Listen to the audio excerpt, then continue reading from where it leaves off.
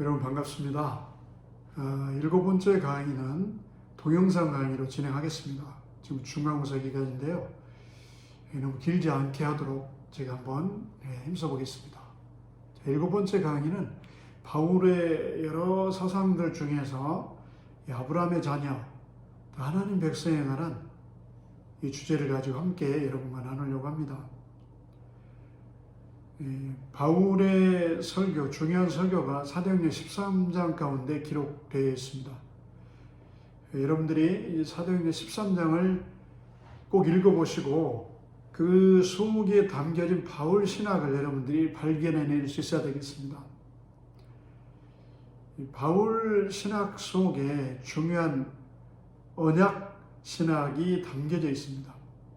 구약의 사건들, 구약의 그 주제, 대주제들, 또 구약의 어떤 제의식 가운데 또 희생사를 드리고 또 양을 드리고 짐승을 드리고 이 제사의 어떤 규범이라는 이 모든 일련의 과정들이 다 그리스도를 향해 있습니다. 메시아를 향해 있습니다. 근데 당시 유대인들은, 특별히 유대인들 개종자들은 예수 그리스도를 믿는다 하면서도 구약의 시스템을 버리지 않았습니다. 구약의 할례라든가 구약의 희생제사라든가 구약의 율법 준수 이런 모든 것을 이미 완성이 돼서 이미 마무리가 됐는데 계속 그걸 물고 늘어지는 거죠. 그러면서 바울을 공격합니다. 아니 예수 그리스도만 믿어가지고 어떻게 구원을 받느냐? 이거는 부족하다. 그래서 바울을 공격했기 때문에 사도 바울은 그의 신학적 배경을 가지고 유대 개종자들을 대해서 변증을 하는 거죠. 논리적으로 예수 그리스도의 복음을 변호하고 그 복음이 왜 필요한, 이방인에게만 필요한 것이 아니라 바로 당신들에게도 필요하다는 것을 분명하게 피력하고 있습니다. 자, 구약에 보면 수많은 약속들이 있습니다. 언약의 테두리 안에 주어진 약속들. 그리스도가 오신다. 그리스도가 구원의 문을 여신다. 그리스도가 하나님의 어린 양으로 언약의 또 완성으로, 율법의 완성으로 오신다. 단번에 자신을 들여서 죄 없는 분이 하나님 앞에 제사로 자신을 제물로 드림으로 말미암아 죄의 문제를 해결해 주시고 바로 그리스도를 믿는 모든 자들에게 구원이 효력을 발생하도록 하나님께서 미리 약속하신 것. 창세기부터 머더 프라미스부터 해가지고 쭉 모든 내용들, 사건들, 또 인물들을 통해서 그 구원의 역사, 구속사의 역사를 하나님이 전개해 오시고 그 정점으로서 예수 그리스도가 인간의 몸을 입고 이 땅에 오셔가지고 그래서 완성하셨다는 것이 곧 복음이죠. 복음 핵심을 바울이 유대인들에게 또 유대인 개종자들에게 변론하고 있는 그런 내용들이 이제 나옵니다. 사도행전에 보면. 사도행전 13장 23절에 보면 약속하신 대로, 그러니까 약속된 대로 하나님께서 이 사람이 다윗의 후손에서 이스라엘을 위하여 구주가 나셨으니 곧 예수라. 사도행전 13장 26절에 아브라함의 후손과 너희 중 여호와를 경외하는 자들, 그러니까 아브라함, 다윗 이 계보를 통해서 그리스도가 이제 육신을 입고 이 땅에 오신다는 것을 계속적으로 말씀을 하고 있어요. 사도행전 13장 29절에 보면 성경에 그를 가리켜 기록한 말씀을 다 응하게 하려 함이라. 자, 구약에서 기록한 예언된 그리스도 메시아를 향한 모든 말씀이 이루어지게 한다. 응하게 한다. 영어로 이제 fulfill이라고 하죠. 완성되게, 이룩되어지게 한다라고 말씀을 합니다. 또 사도행전 13장 33절에 보면 곧 하나님이 예수를 일으키사, 부활이죠. 우리 자녀들에게 이 약속을 이루게 하셨다. 다 구약 상황에서 예언된 내용들이 신약에서 예수 그리스도를 통해서 성취됨을 설교를 통해서 유대인들에게 지금 말하고 있는 것입니다. 자, 바울 서신을 볼 때 바울 서신이 간단하지 않아요, 여러분. 바울 서신 속에는 엄청난 그 교리들이 들어 있습니다. 중요한 교리들이 또 삶의 윤리들이 들어 있기 때문에 바울 서신을 정말 잘 배우고 잘 가르쳐 주셔야 됩니다. 그 언약적 관점으로 봐야 됩니다. 아주 중요한 관점 중에 하나죠. 사도행전의 설교 내용 역시 언약 관점으로 봐야 됩니다. 언약 신학을 배경으로 설교를 선포하고 있습니다. 또 로마서, 특히 로마서, 갈라디아서 여러 서신서를 통해서 바울의 언약 신학이 흐르고 있는 것을 그 맥이 흐르고 있는 것을 우리가 볼 수가 있습니다. 자, 언약이라고 하는 것, 영어로는 이제 프로미스보다는 이 커버넌트란 말로 쓰입니다. 그 비중과 의미가 굉장히 깊은 것이죠. 계약 같은 거죠. 계약, 여러분들이 어떤 건물을 매매할 때 계약서가 있습니다. 그 계약서에 자잘한 내용들을 다 읽어보지 않고 계약을 하잖아요. 대부분. 특히 이제 전세 계약할 때 이런 걸 안 읽어보고 하다가 나중에 문제가 되면은 어때요? 그 계약 조건을 가지고 따집니다. 그래서 계약 조건을 읽어볼 수 있으면 그 읽어보고 계약하는 게 중요하겠죠. 바로 이 언약은 이 커버넌트 개념이 있습니다. 언약의 그 비중, 중요성을 강조할 때 쓰는 말이죠. 바울 서신에 기록된 내용들이 바울의 언약적 사고의 배경을 두고 있다는 거죠. 바울 서신을 볼 때 바울의 언약적 사고의 그 틀, 그 프레임 안에서 볼 때 바르게 해석할 수가 있습니다. 그 유대주의자들, 유대 개종자들이 끊임없이 괴롭혔어요. 수만 명이 있었다고 그랬는데 이 사람들이 바울이 가는 곳에 따라다니면서 괴롭히기도 하고 바울의 그 복음의 핵심을 자꾸 무너뜨리려고 합니다. 예수 그리스도를 믿음으로 말미암아 의롭게 되는 이 구원의 복음을 자꾸 무너뜨리려고 그러죠. 그까지 부족하다, 율법을 지켜야 되고 또 구약의 의식과 의례를 행해야만 구원에 또 어렵게 될 수 있다라고 그들이 가르쳤기 때문에 교회에서 문제가 되고, 과연 그 교인들은 바울의 말이 맞냐? 아니면 이 유대 개종자들이 말이 맞냐? 이 유대 개종자들이 전통신앙을 계승한 사람들이라고 생각을 했기 때문에, 그렇지만 이제 그 배경으로 볼 때는 바울이 더 정통신학을, 구약의 정통신학을 이어받은 사람들이죠. 자, 유대인들을 볼 때 유대인들 종교 그 문화 속에, 신앙의 영역 속에 있는 구약의 중요한 인물들이 있습니다. 가장 중요한 인물이 아브람, 모세, 다윗입니다. 그래서 끊임없이 아브람에 대해서 얘기를 합니다. 여러분들이 복음서를 읽어보시면 알겠지만 유대인들이 예수님과 이 논쟁을 할 때 예수님의 말을 자꾸만 걸고 넘어질 때 아브람을 얘기를 합니다. 아브람.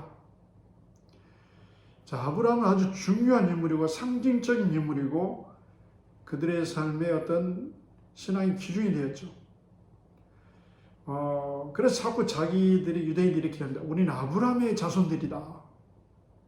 우리가 종이 된 적이 없는데 왜 자유하라고 하느냐. 그러면서 너는 누구길래 이런 말을 하느냐, 이런 강론을 하느냐 따집니다. 마태복음 3장 8절 9절 보면 세례 요한이 그들을 책망합니다.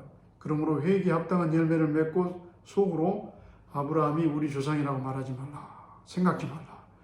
내가 너희에게 이르노니 하나님이 능히 이 돌들로, 굴러다니는 돌들로도 아브라함의 자손이 되게 하리라.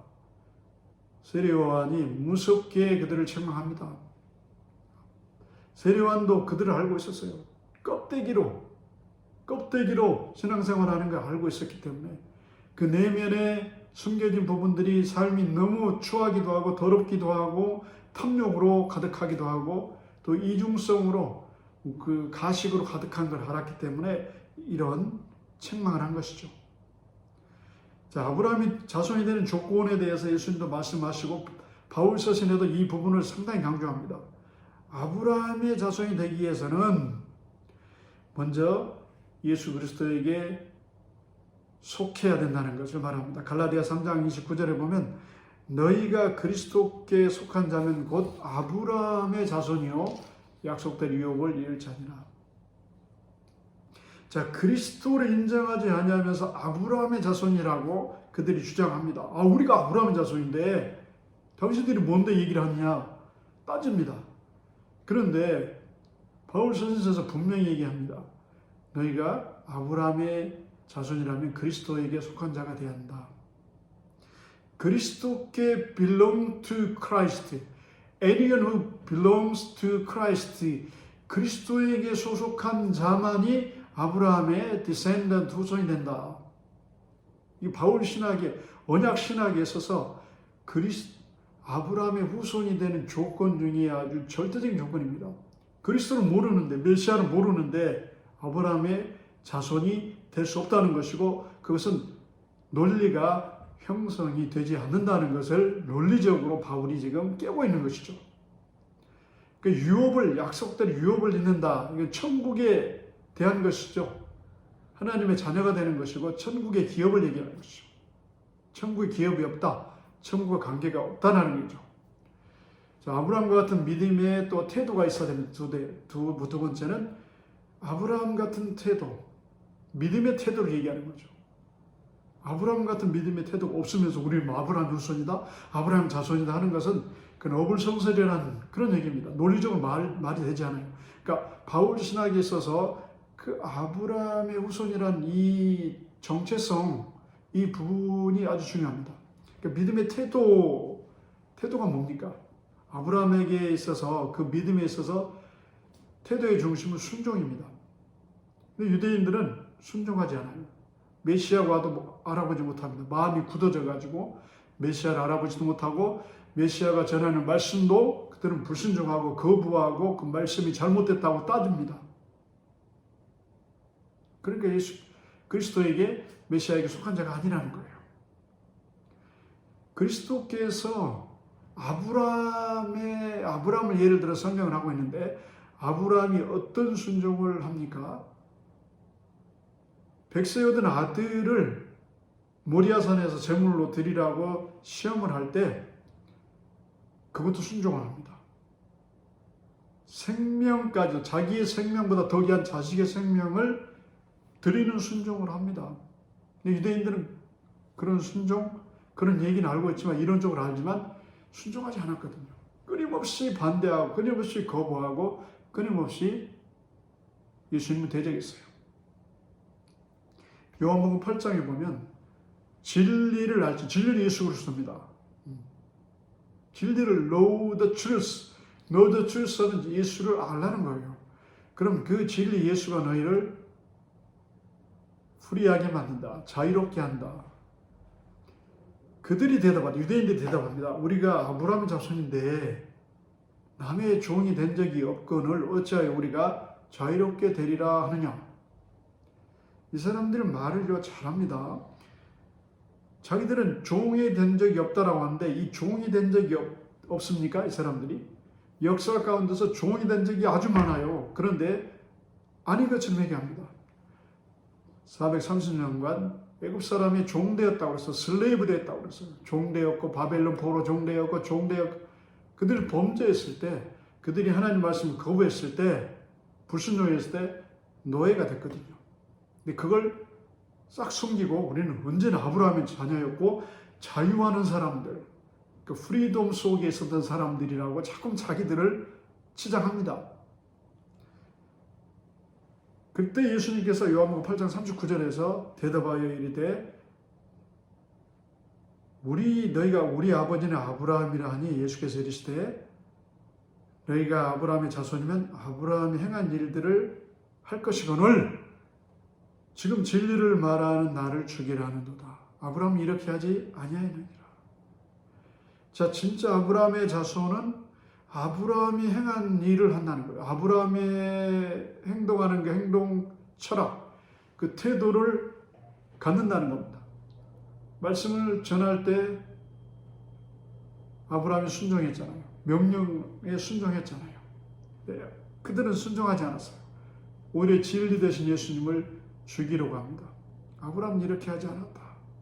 그러니까 지금 너희들 거부하고 거역하는 너희들은 아브라함의 자손이 아니라고 하는 그런 논리입니다, 여러분들.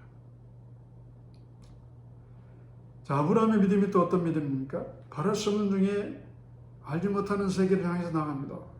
75세에 갈대아 우르라고 하는 도시를 떠나게 됩니다. 여러분, 갈대아 우르에 관한 자료가 저한테 이제 꽤 많은데요.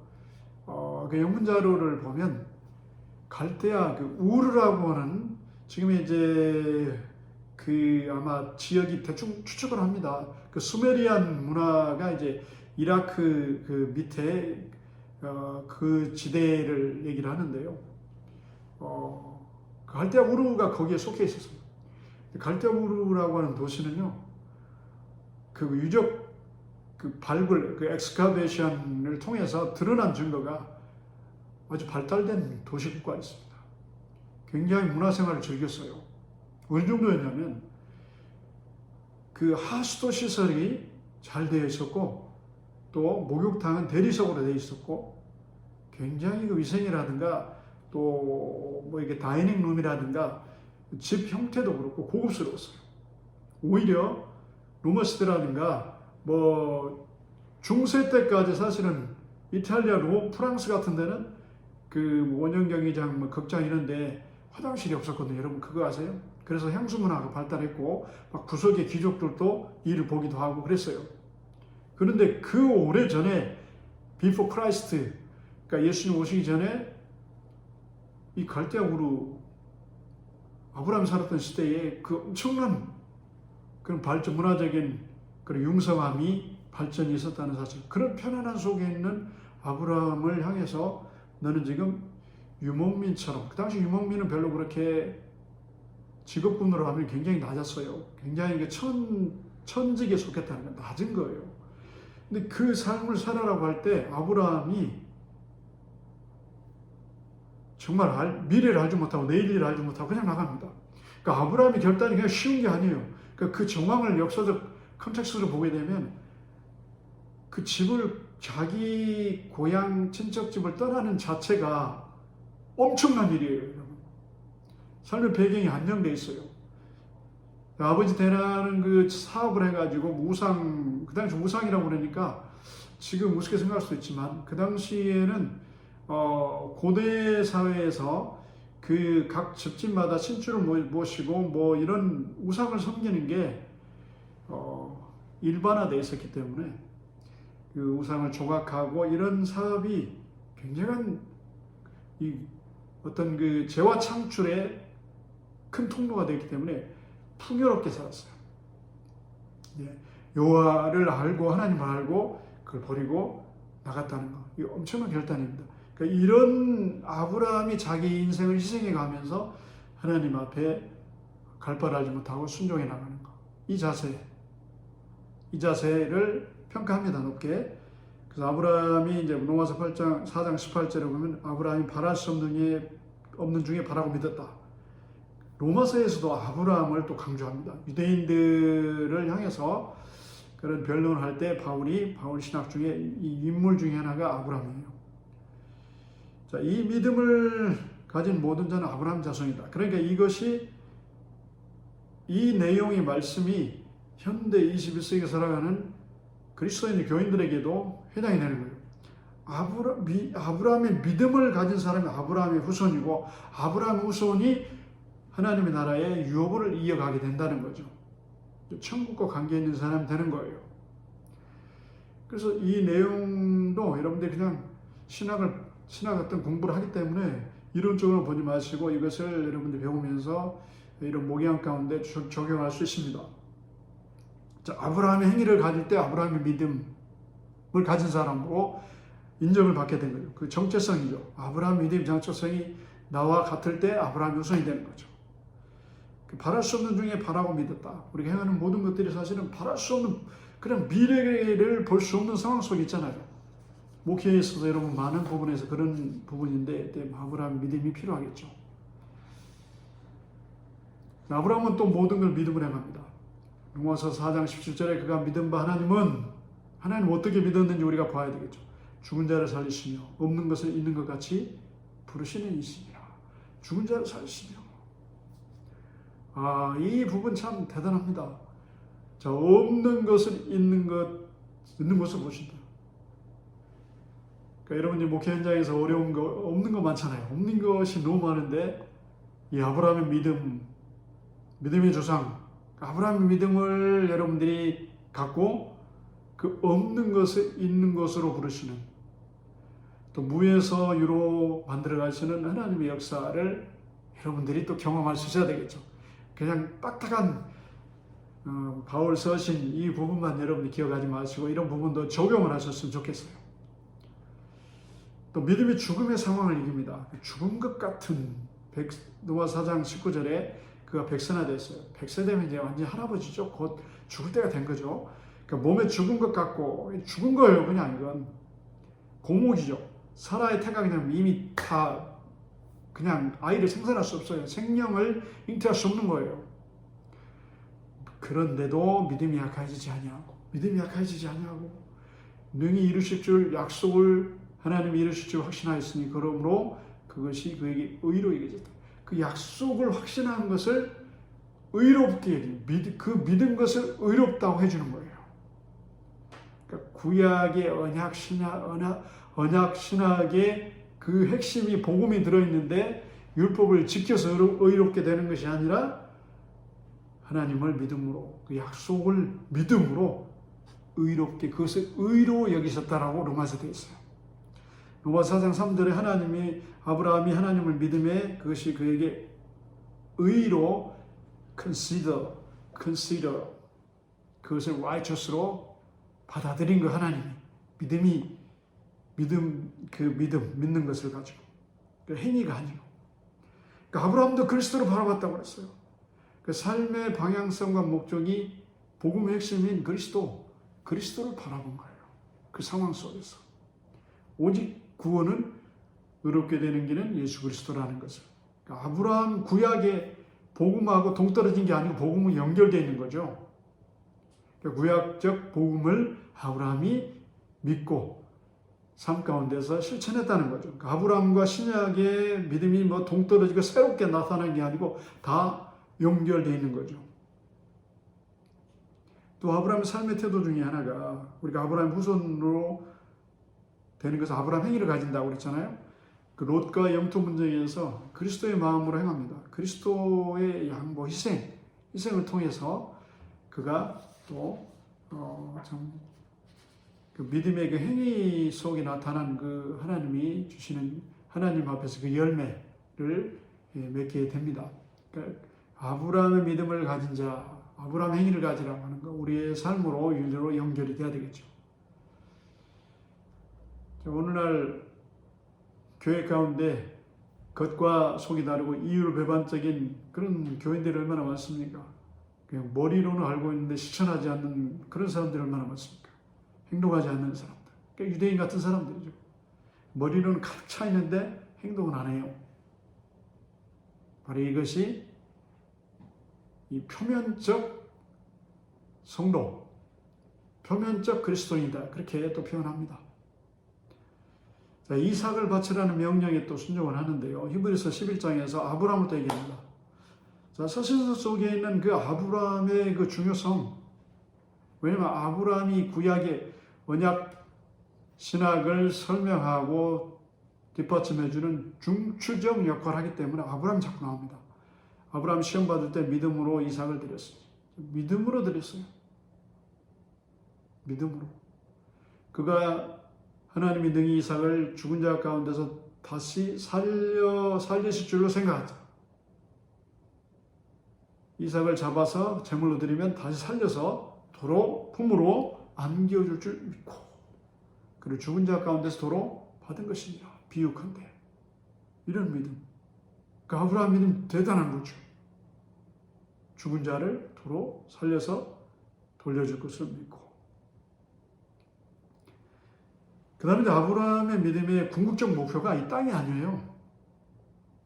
그 아브라함을 얘기할 때, 또 설교를 여러분들 하실 때 자꾸 포커스가 아브라함이 뭐 믿음이 좋아가지고 뭐 엄청난 종들도 많고 또 하나님이 부자 되게 해주시고 여기 이 초점이 되면 안 되겠죠. 물론 부분적으로 할 수 있겠지만 아브라함의 궁극적 신앙의 목표는요, 더 나은 본향이었습니다. 더 나은 본향. 히브리서 11장 16절에 더 나은 본향을 사모하니. 그러니까 아브라함의 믿음의 기초가 초월적 신앙이에요. 초월적 신앙.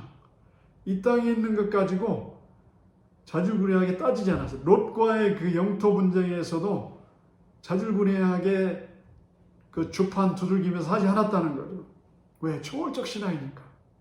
이 땅에 있는 모든 것들이 사실은 영원하지 않다는 걸 아브라함은 알고 있었기 때문에 더 나은 본향을 사모하면서 믿음으로 살았던 거예요. 이 시대가 물질 만능 시대인데 또 돈보다 하나님을 사랑하고 중요하게 생각하는 이런 시대인데 우리 아브라함을 공부하면서 이 아브라함의 믿음, 궁극적 목적이 무엇인지를 알고 우리가 깨달아야 되겠습니다. 바울 신학의 뿌리가 구약이라고 했죠. 바울 신학이 이제 정립될 때 다메섹의 사건 전과 후가 완전히 다릅니다.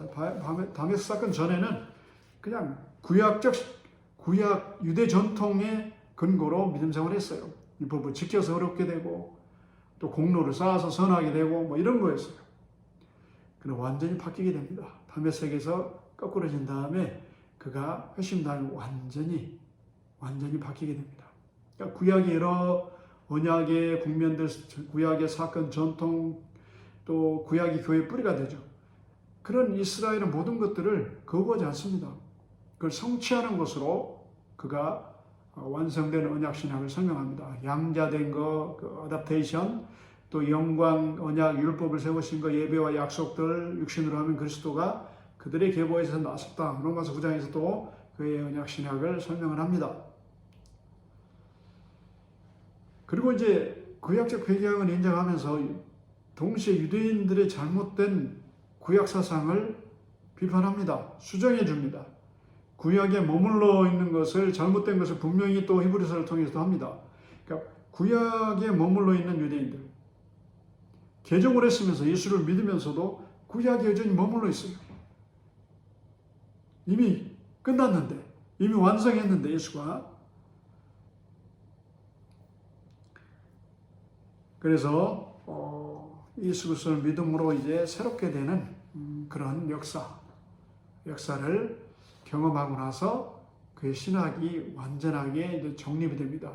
신구약의 어떤 균형, 조화를 그가 새롭게 정립을 하게 되고, 구약에서 예언된 말씀이 신약에서 그리스도에서 성취됐다고 하는 걸 강조를 하면서 그 여러 인물들을, 특별히 이제 이 아브라함을 들어서 설명을 많이 하죠.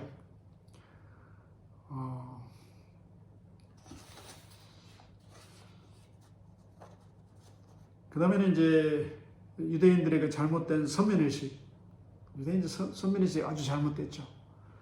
자기들만 선택했다라고 생각하고 아주 교만해지죠.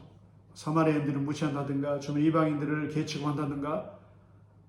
그래서 구원도 예수 그리스도 메시아가 오셔도 자기들만 구원하는 정치적 메시아, 민족적 메시아, 이런 편협적으로 그렇게 자기들이 자기들만의 어떤 신학을 만들어서 예수 그리스도의 구원의 그 광범위한 전우주적인 구원의 범위를 축소시키려고 그런 시도를 하게 됨으로 이제 충돌이 일어나죠.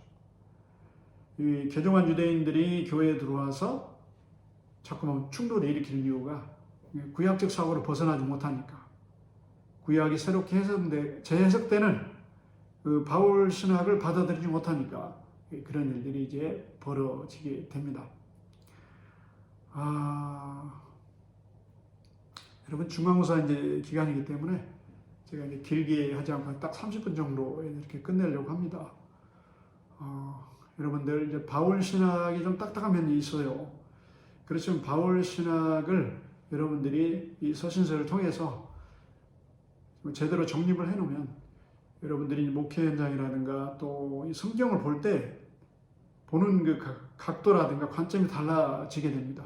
그래서 이번 기회를 통해서 여러분들이 바울 신학의 관점이 단순히 어떤 뭐 주석책에만 있는 것이 아니고 좀 폭넓게 여러분들이 잘 정립을 해서 바울 서신 분야에 있어서는 뭐 여러분들이 어떤 말씀을 준비하고 또 어떤 뭐 이런 해석을 또 여러분들이 또 연구를 한다 할지라도 정말 부족함이 없는 그런 유익한 시간이 됐으면 합니다. 오늘 수고하셨습니다. 감사합니다.